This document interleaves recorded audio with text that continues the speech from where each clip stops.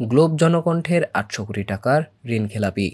Salman F রহমানের সুপারিশে বিতর্কিত ২২৫ কোটি টাকার ঋণ। বাংলাদেশের রাষ্ট্রায়ত্ত জনতা ব্যাংক থেকে গ্লোব জনকণ্ঠ শিল্প পরিবার ২২৫ কোটি টাকার ঋণ নিয়ে বর্তমানে খেলাপিতে পরিণত হয়েছে। এই ঋণ মঞ্জুর করা হয়েছিল সাবেক প্রধানমন্ত্রী শেখ হাসিনার বেসরকারি শিল্প ও বিনিয়োগ উপদেষ্টা সালমান এফ রহমানের সুপারিশে।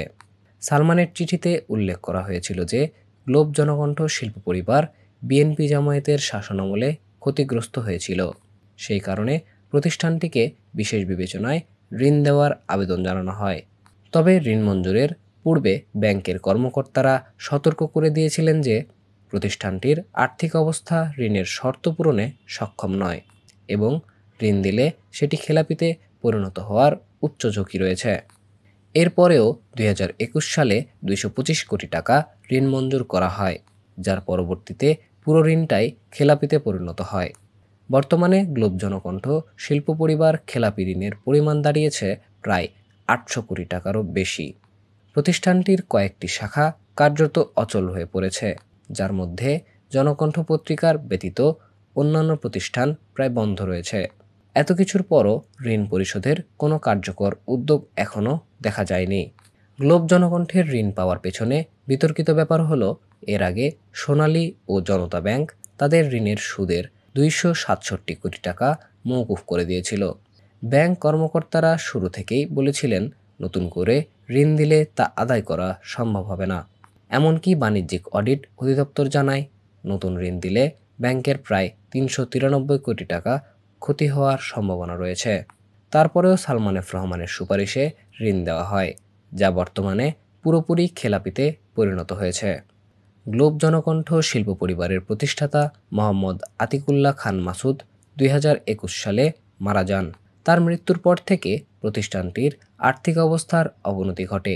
জনকণ্ঠ পত্রিকা চললেও গ্লোব ইনসেক্টিসাইড লিমিটেড এবং অন্যান্য প্রতিষ্ঠানগুলোর কার্যক্রম এক প্রকার বন্ধ। জনতা ব্যাংকের ব্যবস্থাপনা পরিচালকও সম্প্রতি বলেছেন, গ্লোব জনকণ্ঠের ঋণ আদায়ের প্রচেষ্টা চলছে, তবে আদায় প্রক্রিয়া অত্যন্ত জটিল। এই ঋণ বিতর্কে সালমান এফ রহমানের তদবিরের প্রভাব নিয়ে সমালোচনা হচ্ছে। তার সুপারিশে যেমন গ্লোব জনকণ্ঠ ঋণ পায়, তেমনি তিনি নিজে বেক্সিমকো গ্রুপের মালিক, যারা জনতা ব্যাংকের অন্যতম শীর্ষ ঋণ গ্রহীতা। বেক্সিমকোর ঋণের পরিমাণ প্রায় ২৫,০০০ কোটি টাকা, যার ১৮,০০০ কোটি টাকাও খেলাপি অবস্থায় রয়েছে।